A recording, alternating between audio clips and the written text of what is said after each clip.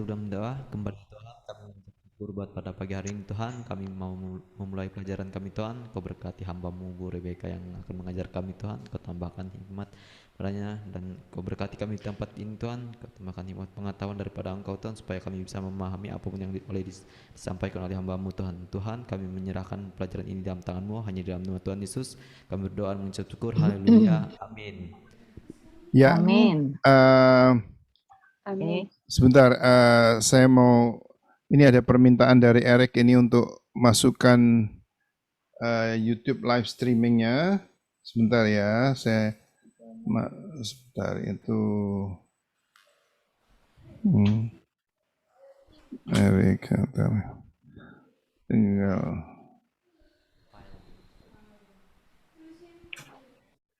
Ya,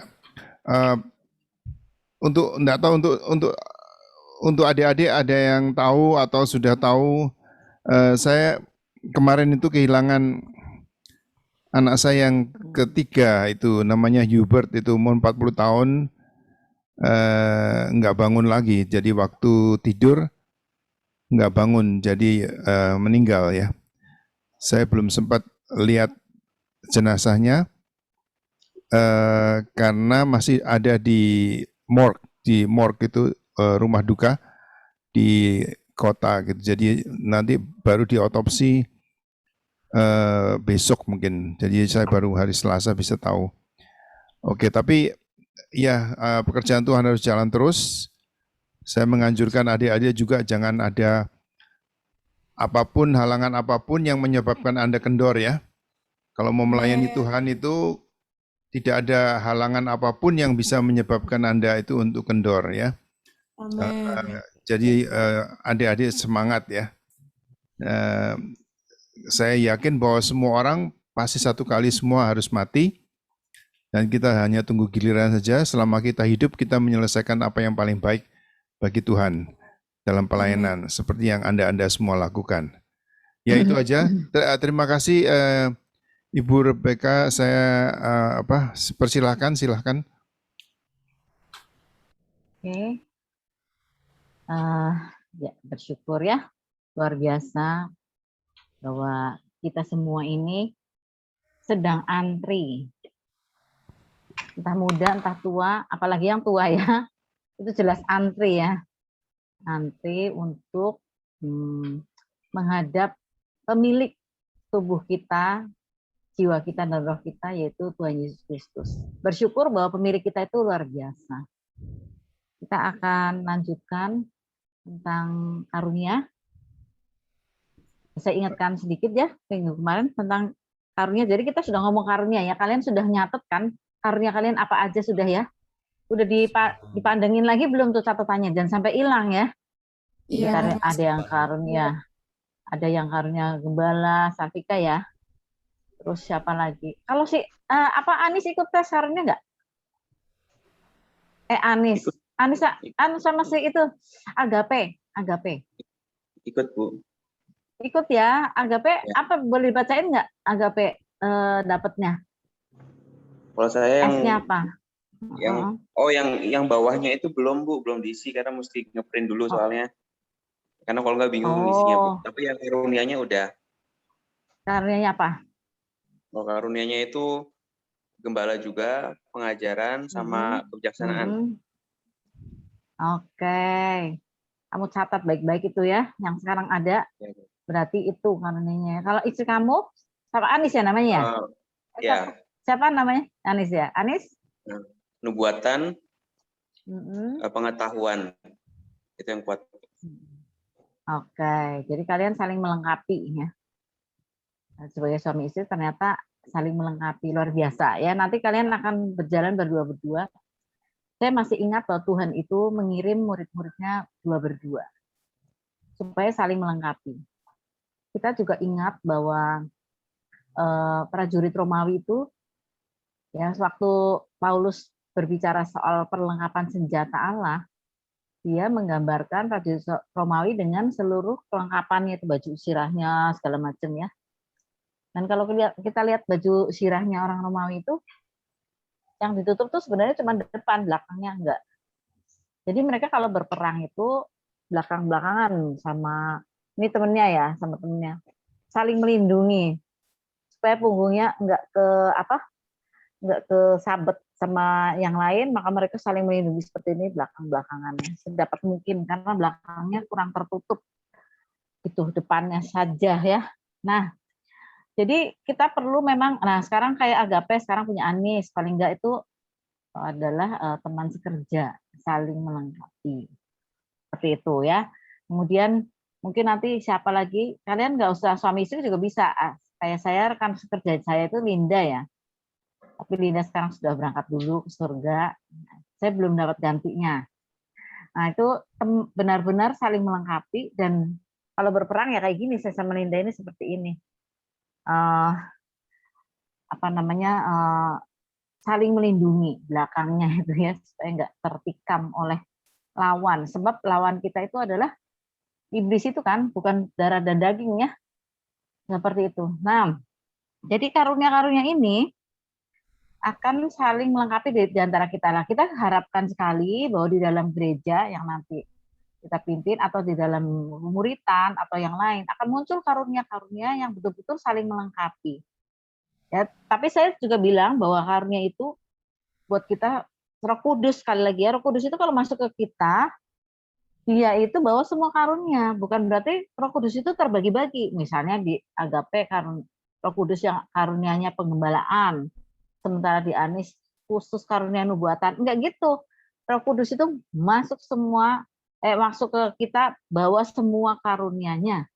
Nanti kalau kita yang sekarang ini karunia kita nonjol apa ya, itu yang kita tekuni ya. Nanti kalau perlu pasti akan dapat digunakan karena dia ada di dalam kita. Luar biasa ya. Nah, sekarang sekali lagi ditegaskan bahwa kalau mau ditayangkan silakan kasih tahu Ibu Rebecca. Udah ya. Oke. Kalau boleh mau lah, Om. Boleh ya ditayangkan. Oke.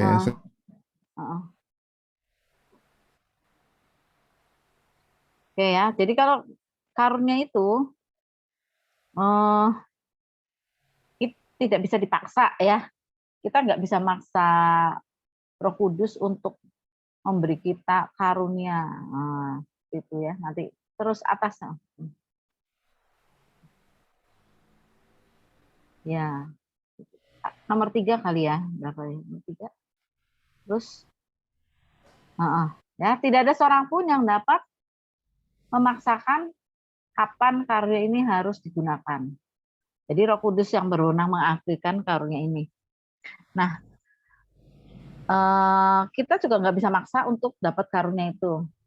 Kita nggak bisa maksa-maksa Tuhan. Kalau kita misalnya kita ingin mempunyai karunia yang lebih, kita bisa minta sama Dia, bisa dikejar, bisa juga ya untuk dapat karunia. Tapi ya sesukanya Roh Kudus saja ya, karena itu pemberian ya. Pemberian dari Roh Kudus, jadi kita nggak usah mengejar-mengejar dan bersyukur bahwa semua kita itu punya karunia yang berbeda. Bayangin kalau semua karunia ngajar, belakangnya misalnya ada orang 5 ngajar semua, wah itu berantem terus itu ya ngajar semua. Ternyata ada karunia yang lain, ada pengembalaan dan seterusnya. Nanti kita akan lebih dalam lagi juga bicara soal 5 jawatan di dalam gereja ya. Jadi kita saling melengkapi. Terus orang yang dilayani yang akan menerima manifestasi karunia ini. Nah, kita nggak bisa juga memaksa Roh Kudus untuk menggunakan karunia tadi yang Roh Kudus berikan pada kita itu untuk kepentingan kita sendiri. Ingat ya, dan sampai nanti kita itu, Tuhan aku sakit, aku kan punya mujizat kesembuhan, aku harus sembuh. Itu ya. Tuhan apa? Nah, kita tidak bisa memaksa Roh Kudus sekali lagi untuk melakukan apa yang kita mau. Ya, untuk kepentingan kita sendiri sekali lagi ya. Mungkin tadi harus gimana supaya kita dalam hidup kita ini kita harus benar-benar bergantung pada Roh Kudus dan berserah pada Dia apapun yang Dia mau dalam hidup kita. Karena kita tidak berhak terhadap diri kita sendiri. Jadi yang menerima manifestasi karunia ini ya orang itu. Misalnya Tuhan Yesus menyembuhkan orang buta. Itu orang butanya itu yang menerima kesembuhan ya. Nah, kita tinggal berani nggak mendoakan orang buta, misalnya seperti itu ya. Kalau ada yang mencoba untuk menyembuhkan orang buta, ada juga yang mencoba membangkitkan orang mati. Ya, tapi tergantung imannya dan tergantung disuruh Tuhan apa enggak gitu loh ya. Roh Kudusnya mau enggak gitu loh. Kita makanya sebelum karunia ini kan saya udah mengajar mendengar suara Tuhan. Nah, kita harus mendengar suara Tuhan, benar-benar. Kita harus peka apa yang dia katakan, apa yang dia mau itu yang kita laksanakan. Jangan semaunya sendiri aja. Dalam hidup kita ini kita menentukan, kita yang ngatur Roh Kudus dan kayak gitu. Roh Kudus yang ngatur kita. Gitu ya, jangan dikit-dikit kata Tuhan ya. Belum tentu. Kalau mendengar dengar suara Tuhan tadi, belum tentu apa yang kita dengar tanda kutip itu benar-benar dari Tuhan.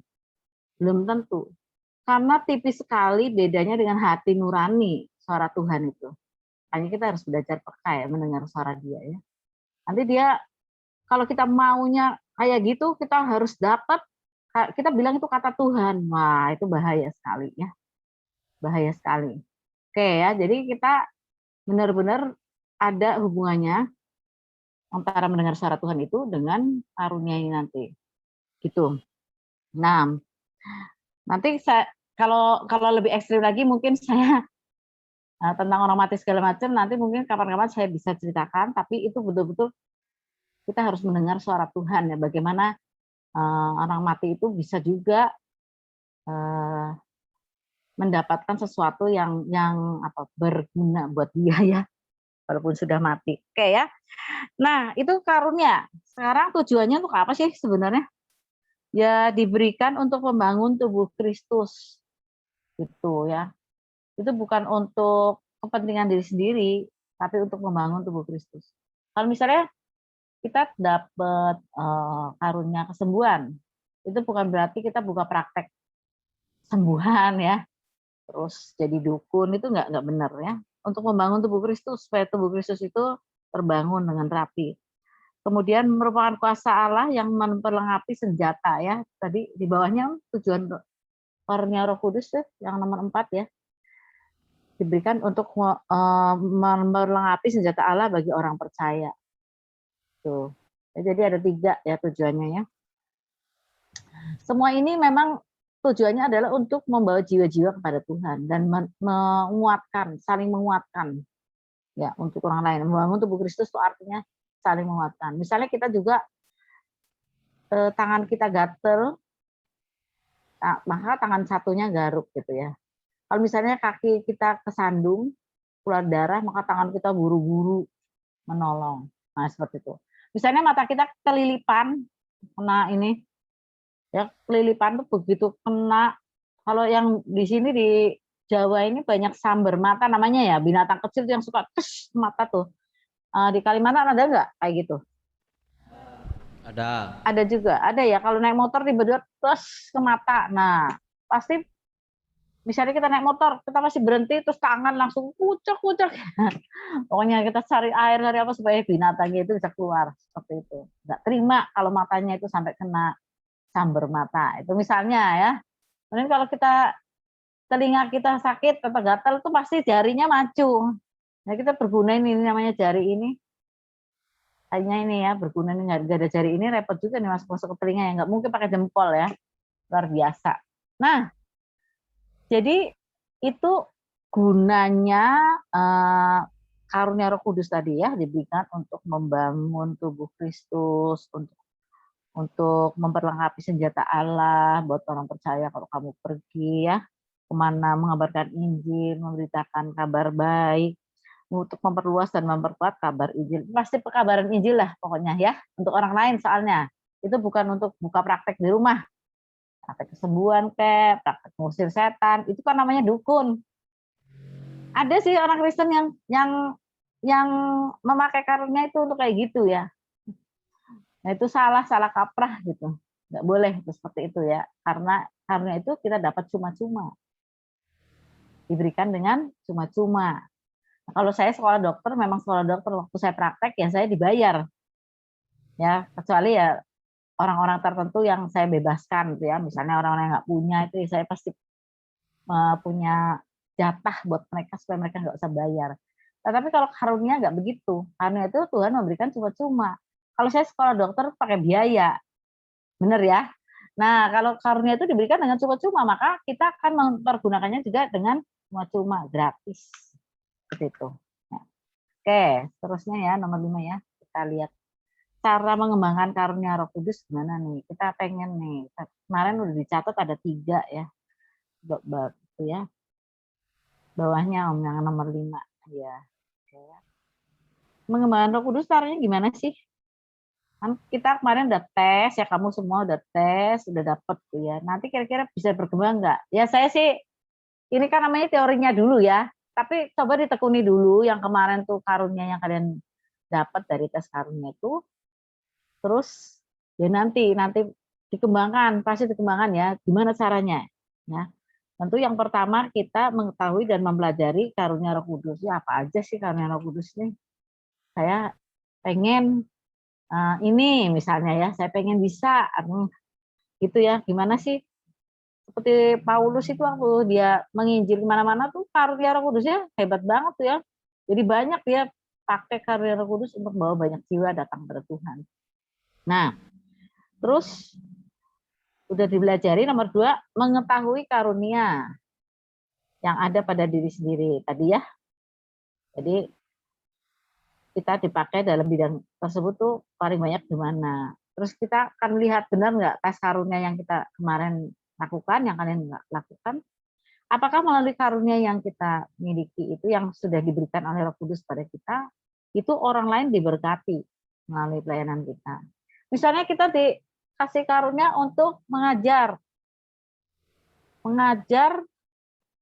tapi kalau ngajar itu orang lain nggak ngerti. Nah itu, kalau guru itu kan sebenarnya kan pengen anak didiknya ngerti dong. Kalau anak didiknya nggak ngerti, namanya gurunya salah ya. Oh, misalnya ada satu kelas, misalnya dulu ya, ini masa COVID ini rada repot nih. Misalnya ada 30 orang murid, ulangan. Itu ulangannya hasilnya semuanya dapat 3 nilainya. Nah itu yang salah gurunya dong, bukan muridnya. Kenapa dia ngajar sampai nggak bener gitu, sampai muridnya semua dapat 3.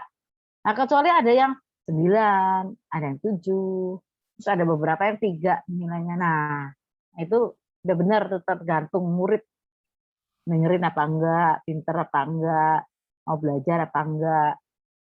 Sekali lagi kalau dia ngajar, gurunya ngajar, muridnya cuma dapat 3 semuanya, wow, itu namanya gurunya yang salah, ya. Seperti itu. Ya. Kalau kalian mendengarkan khotbah, nah pengkhotbah mungkin memberitakan Injil, berkhotbah, mengajarkan pengetahuan misalnya atau apa. Terus kalian dengerin juga nggak ada yang menarik, nggak ada yang bisa ditarik, ya nanti dulu. Makanya kita uji dulu ya karunia yang kita dapat itu, diuji apakah benar. Terus udah gitu apakah orang banyak diberkati melalui pelayanan kita. Nah, misalnya karunia gembala, nih gembala itu kalau kita lihat di Mazmur 23, gembala itu membawa dombanya ke padang rumput yang hijau, kasih makan ya, ke air yang tenang, dijagain dari buaya segala macam.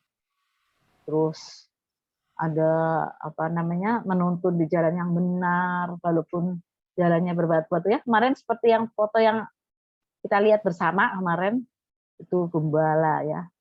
Terus dia dia bawa tongkat sama gadanya untuk nanti kalau ada yang menyerang buat mukulin serigala segala macam. Tongkatnya itu dipakai buat mendekatkan jemaat ke dia gitu ya.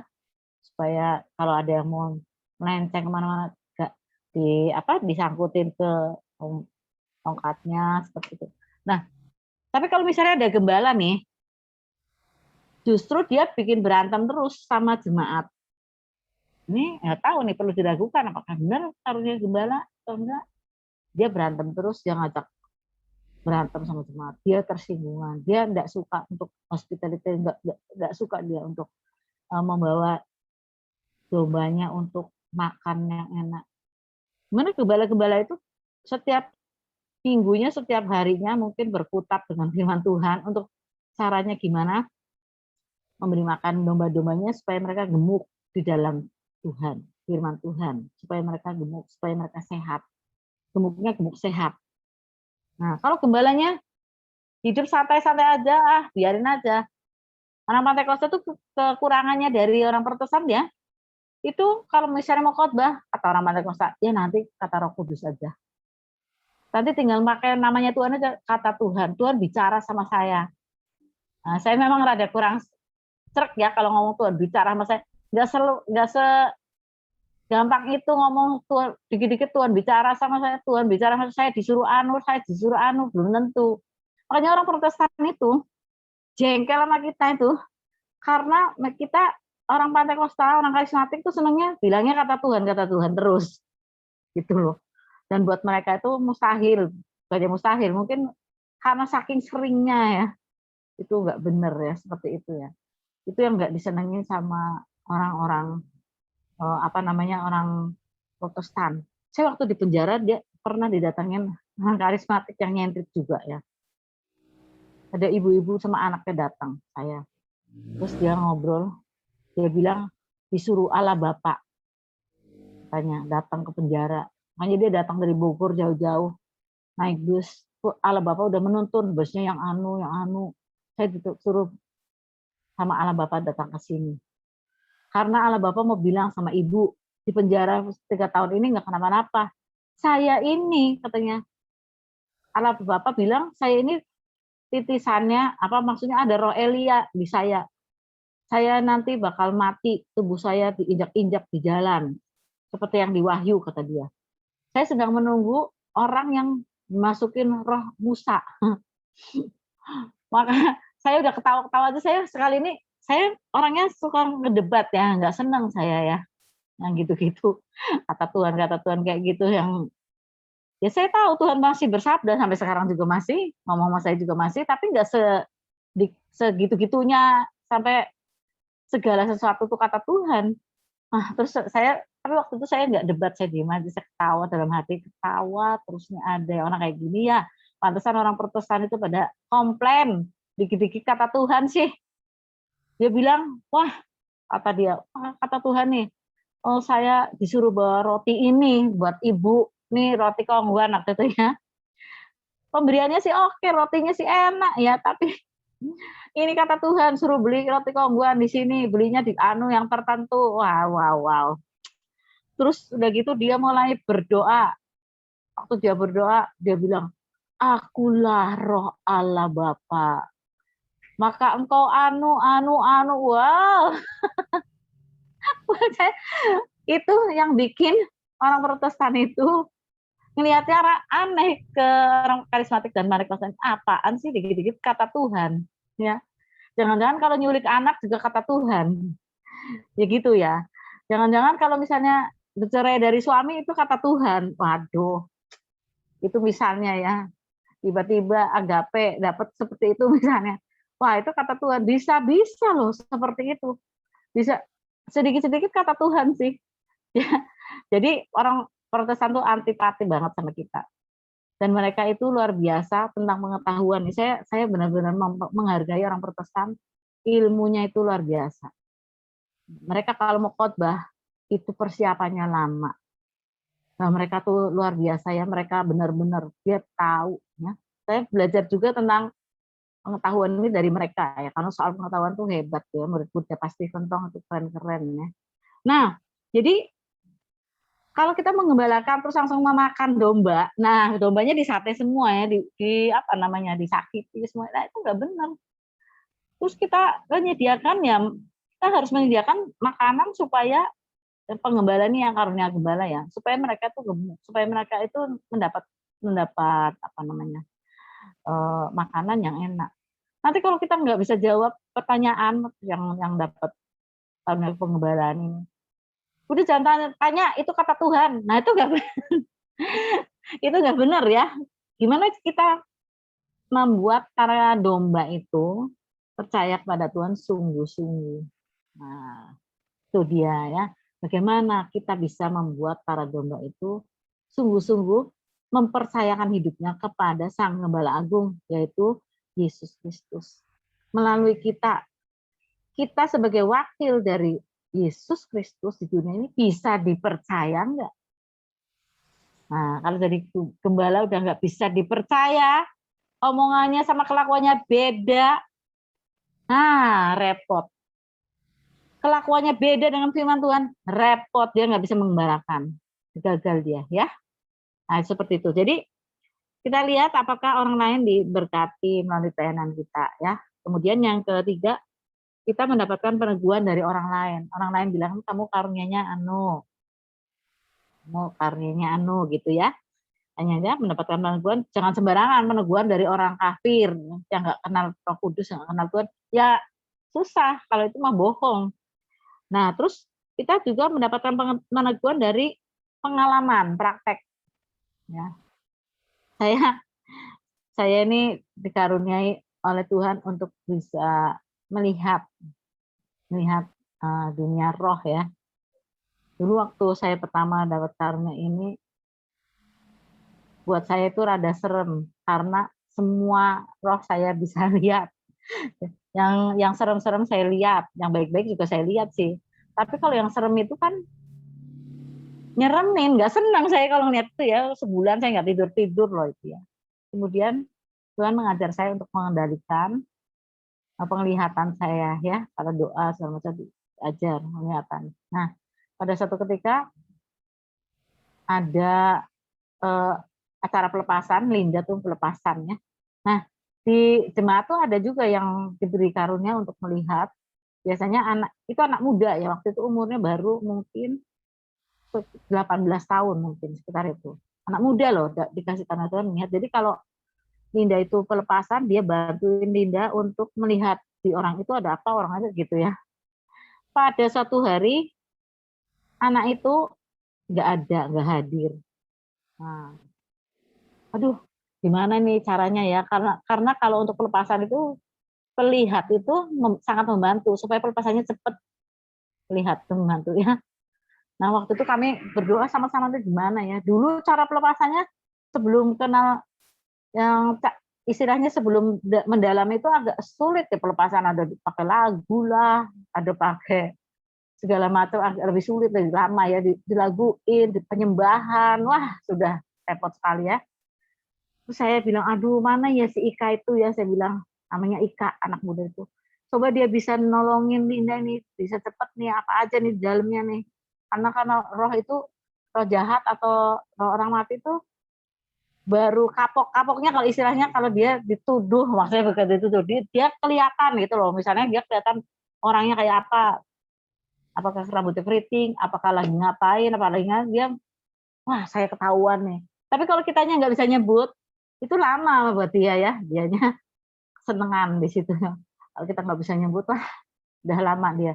Apalagi roh jahat ya, kalau dia nggak ketahuan, ketawa dia, oh kamu nggak tahu sama saya, nggak kenal. Memang bisa sih lama-lama, bisa sih dalam nama Tuhan Yesus bisa ya, tapi perlu waktu yang agak lebih lama. Nah, kemudian saya bilang, aduh gimana nih ya si ikannya nggak ada. Nah, saya ingat itu anak diakan saya satu lagi namanya si Edi. Dia bilang, tante kan punya karunia penglihatan, lihat aja tante sendiri, lihat tante. Nah, terus saya, aduh gimana saya berani enggak. Jadi saya minta saya lihat, oh ini ada ini, saya bilang ada ini. Nah kemudian sama Linda itu lepas betul kayak gitu. Ternyata ada ini, bikin saya pede. Oh ternyata yang saya lihat betul. Karena saya kadang-kadang ragu-ragu juga dengan penglihatan saya. Kenapa? Karena yang saya lihat itu bukan kayak nonton TV. Saya lihatnya di sini. Di sini saya nggak bisa ceritain ya. Nanti kalau kalian dapat mungkin gitu ya. Saya lihatnya di sini, saya nggak nonton TV begitu. Jadi saya ragu-ragu nih, bener apa khayalan saya sendiri atau benar-benar yang saya lihat itu meragukan gitu ya. Saya berhati-hati sekali loh dalam hal ini. Nah, saya jangan sampai saya karena sok jago saya jadi merugikan ya gitu. Saya pernah loh kayak gitu karena terdesak. Jadi saya pakai hati nurani sendiri, pakai akal budi. Jadi salah. Kita harus mendengar suara Roh Kudus benar-benar. Saya pernah mendoakan orangnya tuh udah, ya kami ini berdua, saya sama Ninda ini berkali-kali sih diminta untuk mendoakan orang yang udah sekarat-sekarat tuh. Ya, kalau Tuhan bicara sama saya ini tinggal sehari atau 3 hari atau seminggu. Tuhan bicara, maka kira-kira orangnya seperti itulah meninggalnya. Kemudian satu hari saya mendoakan tuh, kata dia, gimana Mi, ngomong atau berapa Mi? Saya nggak dapat angka dari mana-mana. Cuman saya bilang, ya kita tunggu aja ya, mungkin dalam bulan ini. Padahal nggak begitu loh. Tuhan tuh nggak bilang apa-apa. Waduh, saya merasa sangat malu. Anak orangnya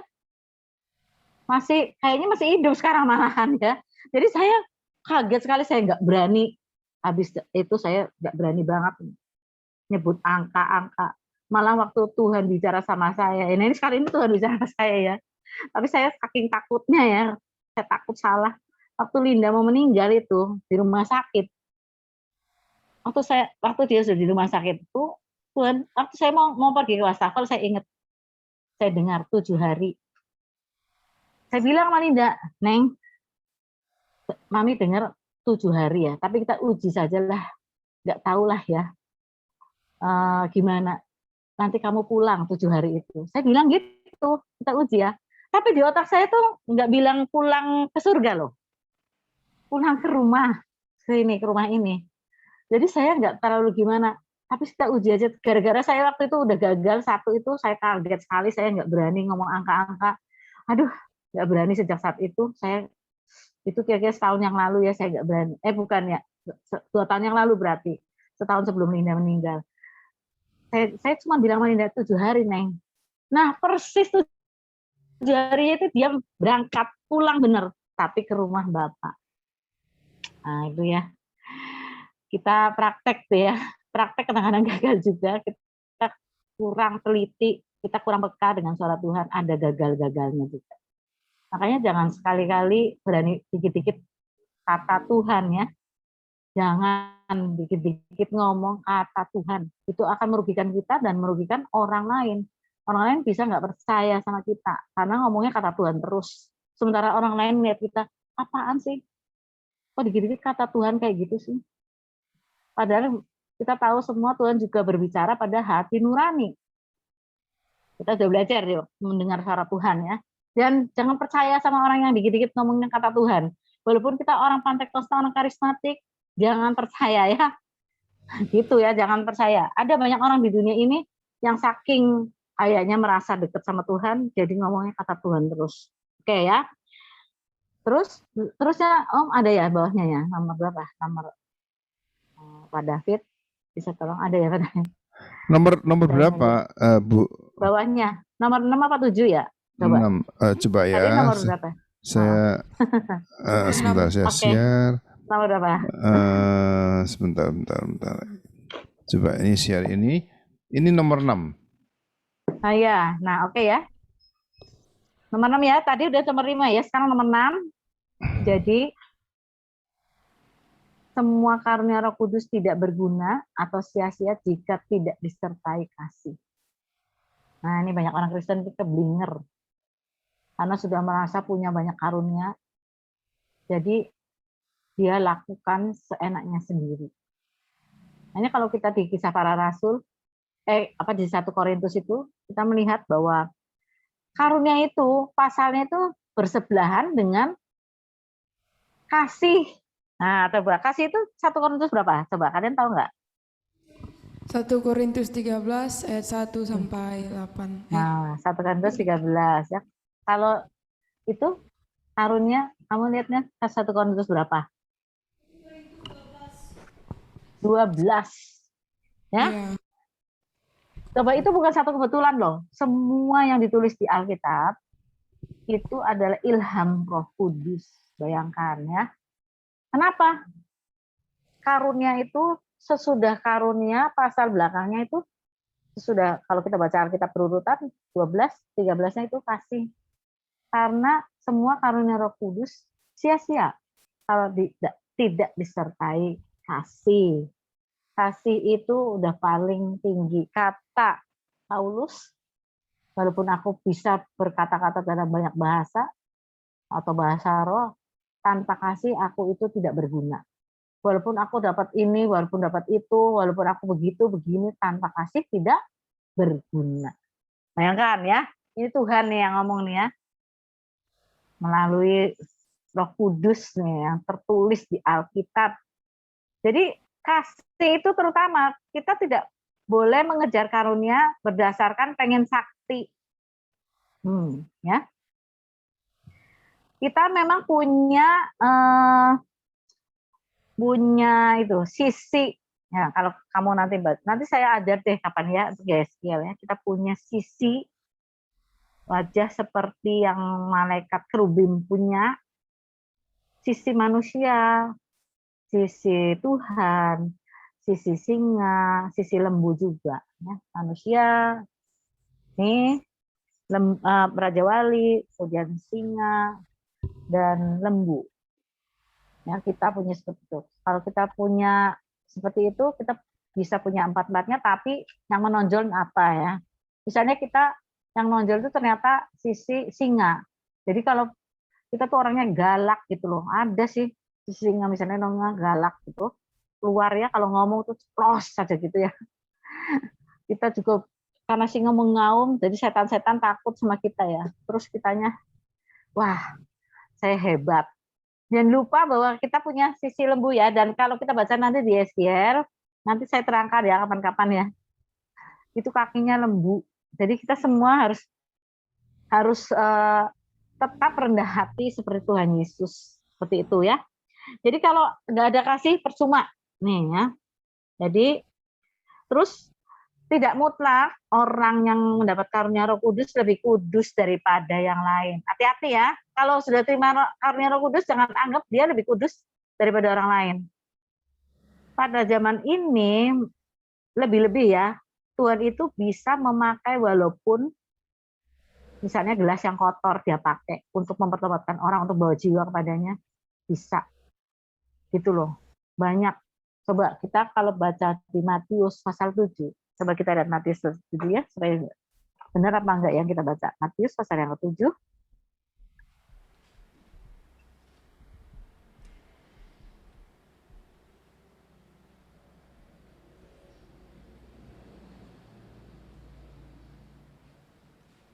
Ayat 21.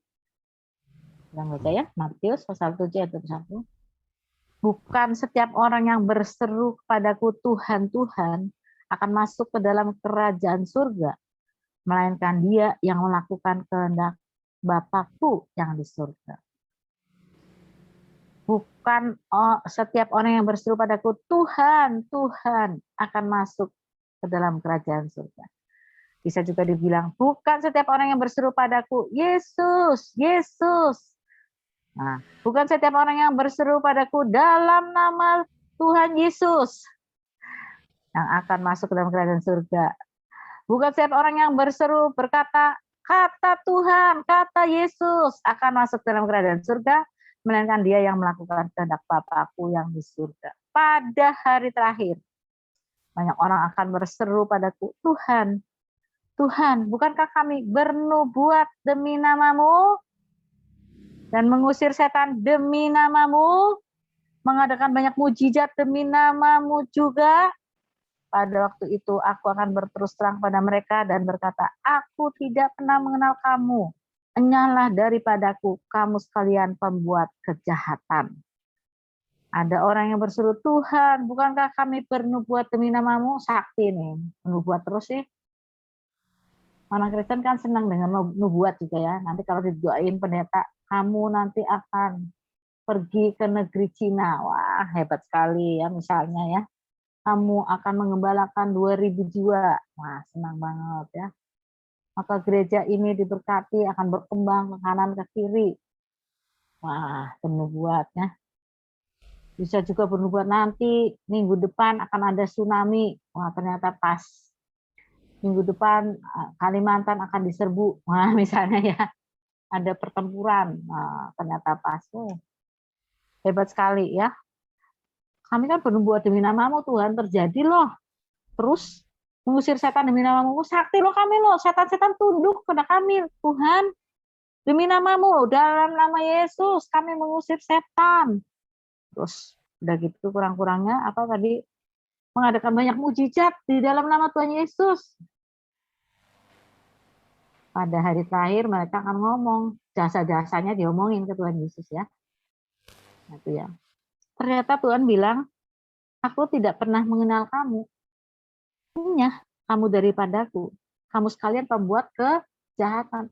Ini ayat ini nih yang paling ditakuti sama para gembala dan para penatua dan para aktivis.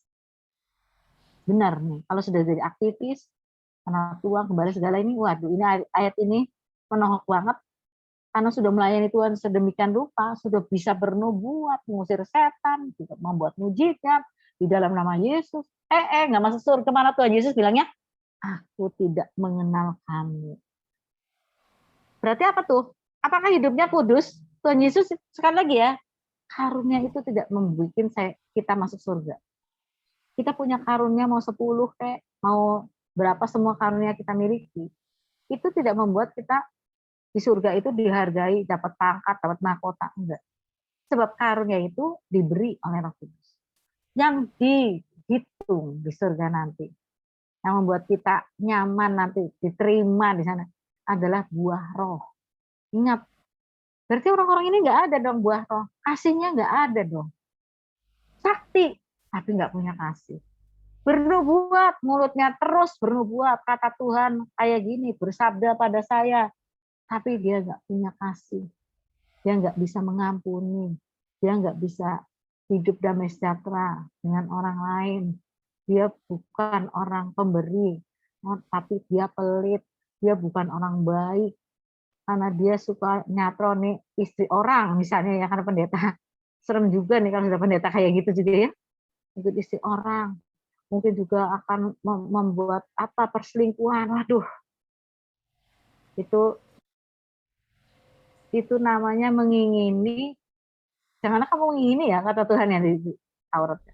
Kasih itu menyangkut seperti itu. Kamu jangan bilang gini, tapi kita kan kasih, cuman kasih. Bu, kita sudah tidak dihukum Taurat. Betul, tapi hukum Taurat itu sudah terangkum dalam yang namanya kasih. Kalau kita baca Taurat yang ada 10 perintah Allah itu, maka perintah yang pertama sampai keempat itu berhubungan dengan Tuhan. Kemudian perintah yang ke-5 sampai dengan ke-10 itu berhubungan dengan manusia. Dan Tuhan Yesus bilang, inilah hukum yang terutama bagimu. Kasihilah Tuhan Allahmu dengan segenap hatimu, dengan segenap akal budimu, dengan segenap kekuatanmu, dan seterusnya. Betul? Dan yang nomor 2, yang setara dengan itu, kasihilah sesamamu manusia seperti engkau mengasihi ya kan? dirimu sendiri. Nah, itu namanya hukum Taurat. Kalau Taurat ya hukum 10 perintah Allah itu, hukum yang ke-6 sampai ke-5 sampai dengan ke-10, kamu baca deh nanti ya. Itu tentang manusia. Kalau yang nomor 1 sampai ke-4 itu tentang Tuhan. Jadi kalaupun Tuhan Yesus ngomong seperti itu, kasih, itu hukum Taurat itu sudah termasuk. Hukum Taurat itu bukan dibatalkan, tapi disempurnakan di dalam kasih. Nah, seperti itu ya. Jadi kita lihat ya. Ini sekali lagi nih ayat ini yang di Matius 7, kamu ingat-ingat deh. Nanti kamu pada melayani, ingat ya. Enggak semua orang melayani itu masuk surga loh. Tuhan bisa bilang, "Nyahlah engkau. Aku tidak mengenal kamu." Waduh, gawat itu. Aku tidak mengenal kamu. Enyah kamu dari hadapanku. Aku tidak kenal kamu. Sedih. Kita sudah berbuat banyak, kita sudah sakti, sudah ngajar orang lain, orang yang diajar kita masuk surga. Kitanya masuk neraka karena Tuhan Yesus nggak kenal. Waduh. Itu buat saya juga sangat berhati-hati ya. Saya rasa para dosen-dosen, para pendeta itu pasti berhati-hati dalam hal ini ya. Kalau bisa jangan kejeblos. Kalau kejeblos cepat minta ampun gitu ya. Ada aja sih kalau udah tenar, udah nyaman tuh ada aja. Karena iblis tuh senangnya membuat kita itu lengah, membuat kita jatuh ke dalam dosa. Dia mencari saat kita lengah. Ya, seperti itu. Kalau kita lengah, dia beri kita segala macam supaya kita tuh jatuh dalam dosa. Saya masih ingat Linda itu orang sakti itu ya, saya bilang orang sakti ya. Itu terkenal banget kalau Linda itu ya. Dan waktu dia lengah, iblis memasukkan tumor ke payudara dia. Tumornya ini saya dokter, jadi saya tahu tumor itu nggak mungkin masuk ke payudara tuh langsung besar. Di Linda itu begitu ketemu tuh langsung segini. Diameternya 7 cm. Segini. Dan itu saya pegangnya keras. Makanya saya tahu, aduh, saya ini bukannya tumor jinak, tetapi tumor ganas. Dan mulut saya nggak berani ngomong. Saya bilang, nanti aja yuk ke dokter yuk. Ke dokter aja yuk. Diperiksalah yang bener lah, saya bilang gitu. Saya tambah ngerti itu, waktu dia lengah, iblis memasukkan lengahnya itu apa tulisannya, nggak tahu lah, apakah dia lengah jengkel sama orang, nggak bisa ngampun, nggak tahu saya juga hatinya gimana, atau dia sombong itu juga lengah loh, ya. Apalagi pas sombong itu cepat masuk kesempatan, iblis itu melihat, ada pintu yang terbuka, dia masuk kirim tumor, dan dia harus meninggal karena tumor itu sudah hampir 6 tahun sebelum dia meninggal ya. Saya juga heran lihat tumornya Linda itu. Kami bilang berdoa aja lah. Saya periksakan ke Advent itu, kata dokter Advent, udah di biopsi dulu katanya, kalau dia memangnya cuma tumor jinak ya sudah dibiarkan. Kalau tumor ganas diambil, karena dipotong payudaranya. Kalau tumor jinak nanti tumornya aja yang diambil. Linda langsung marah. Apa ini? Dokter kok belum ngomongnya udah. Ya orangnya cepat marah juga sih Linda itu, memang dia singa ya, dia cepat tinggi ya. Apa itu? Nggak mau aku katanya. Ngomong kok begitu ketemu ngomongnya dipotong aja payudara, nggak mau. Terus kami berdoa kan pengkingi. Nah, kemudian 3 tahun ya, tahun 2018 hampir 4 tahun ya. Terus karena saya mata dokternya juga masih dipakai ya. Jadi saya lihat, aduh ini kayaknya kok bahaya nih. Nanti kalau dia berjalan terus, karena kalau kanker ganas itu hitungannya hari loh, hitungannya menit, detik. Mungkin Pak David pengalaman ya sama istrinya dulu ya, Ibu Foni ya, kan seperti itu ya. Hitungannya tuh luar biasa cepat dan wah. Tapi waktu itu kami berdoa itu hebatnya tuh ya segitu aja sama tumor ganasnya itu cuma segitu. Cuman waktu itu saya ngeliat mata dokter, saya ngeliatnya gini, wah kok bengkak ya payudaranya. Wah ini udah mulai perjalanannya udah mulai maju nih. Terus saya bilang, nanti dioperasi aja ya Neng ya. Mau dia dioperasi. Diambil segini, dari semula ditemukan segini, mana ada sih tumor ganas segitu terus-terusan 4 tahun. Itu iblis yang membuat supaya Linda tidak sakti, supaya Linda kecil hati, karena dia pembuat mujizat. Dia menyembuhkan banyak orang di dalam nama Tuhan Yesus, itu pokoknya sakti dia. Tapi waktu dia sakit, dia tidak mendengar kesembuhan, dan iblis bikin supaya dia itu meragukan Tuhan. Tapi puji Tuhan, dia terima kemo 1,5 tahun itu, kesakitan yang luar biasa, dia tetap ada di dalam Tuhan. Dia tetap, setiap malam saya lihat dia berdoa, setiap malam dia dengan posisinya seperti itu. Berharap pada Tuhan yang luar biasa. Tidak menyembuhkan juga sudah, nggak apa-apa. Yang penting dia bersama dengan Tuhan. Luar biasa. Ya, itu maunya iblis sih, pengennya sih. Iblis pengennya bikin kita tuh sial gitu. Terus sombong, tinggi hati. Terus kayaknya mendengar suara Tuhan, padahal suaranya dia. Karena kalau sudah kita seringan mendengar suara Tuhan, kita gaya dikit-dikit mendengar suara tuh kayaknya suaranya Tuhan. Padahal suara iblis itu juga mirip. Jadi keterlaluan itu, ya. Kalau kita nggak hati-hati, wah, kita bisa terkecoh, kita bisa tertipu sama yang namanya iblis. Maka itu betul ya, kita sudah belajar dulu ya mendengar suara Tuhan. Gimana? Kita harus membedakan dengan suara iblis. Kita harus membedakan dengan hati nurani sendiri, ya. Dan kita tahu, sekali lagi firman Tuhan mengatakan, bukan setiap orang yang berseru padaku Tuhan, Tuhan, yang akan masuk ke dalam kerajaan surga, melainkan yang melakukan kehendak Bapakku yang di surga. Kehendak Bapa yang apa? Yaitu makanya didengarkan suara dia baik-baik. Baca firman Tuhan itu dengan kehausan, dengan kelaparan ya, supaya baca terus. Nah, seperti itu ya. Ya, ini dikasih gambarnya besar-besar. Belum tentu, belum tentu orang yang mendapat karunia Roh Kudus lebih kudus daripada orang lain. Ingat ya, ingat. Jangan kita anggap mereka yang sedikit-sedikit ngomongnya kata Tuhan itu lebih kudus dari kita. Kita bisa ketipu. Kita bisa ketertipu sama dia ya. Belum tentu orang yang dikit-dikit mulutnya puji Tuhan, kata Tuhan itu hidupnya lebih baik dari kita. Nanti dulu. Kadang-kadang mereka justru menggunakan yang kata Tuhan itu untuk kepentingan diri sendiri, untuk keuntungan diri sendiri. Itu yang Tuhan tidak mau. Itu yang Tuhan tidak mau. Ingat ya. Jadi ayat ini mungkin nanti perlu kalian dalami juga. Diingat seumur hidup. Untuk rambu-rambu buat kita, para pekerja Tuhan, para pelayan Tuhan, supaya ketika kita sudah mengabarkan Injil kepada orang lain, kita sendiri tidak ditolak. Itu Paulus juga ngomong gitu. Kalau nggak salah apa? Paulus di mana ya? Kalau nggak salah Ibrani ya, 9 ayat 27. Kalau nggak salah ya, Paulus bilang begitu.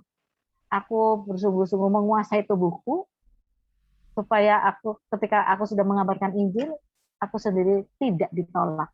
Nah, seperti itu. Coba kalian cari ya, itu ayatnya seperti itu. Nah, jadi mari kita sungguh-sungguh dalam Tuhan. Nanti minggu depan kita sambung lagi. Artinya apa aja yang ada di 1 Korintus 12. Itu di situ ada 9, nanti ada karunia yang lainnya nanti. Ini masih panjang lebar ya karunianya, tapi sungguh ini merupakan pelajaran buat kita untuk terus melekat pada Tuhan dan tidak tertipu oleh iblis. Jangan lupa bahwa karunia itu bisa ditiru oleh iblis. Iblis bisa meniru karunia. Dia bisa menyembuhkan, dia bisa berbahasa roh. Berbahasa roh juga nggak ada yang ingat, nggak ada yang tahu. Itu kalau kita berbahasa roh, kita berbahasa roh hanya kepada Tuhan. Iblis bisa niru banget. Dia bisa menyembuhkan, dia bisa mengusir setan lainnya, bisa. Iblis itu bisa lah, pokoknya dia bisa lah ya. Berkata-kata, hikmat, menasihati, bisa iblis tuh. Orang dia dulunya serafim, hebat ya, dia mendengar suara Tuhan terus. Dia tahu betapa hebatnya Tuhan, dan dia praktekkan untuk menjebloskan manusia supaya ikut sama dia. Jadi berhati-hatilah. Amin. Ya, silakan siapa yang mau berdoa, silakan. Sebentar, ada interupsi sebentar ya, Bu Rebecca.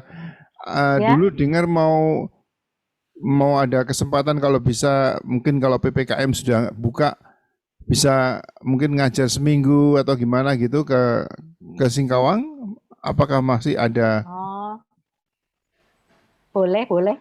Nanti diatur waktunya ya. Nanti kalau sudah agak slow. Ya agak sempat dan juga kalau PPKM-nya agak longgar ya. Iya, sekarang sudah longgar.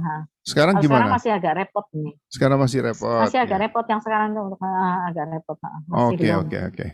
Ya. Nanti pulangnya lagi mesti itu repot nanti deh. Oke, kalau gitu yuk kita salah satu berdoa. Kita akhiri.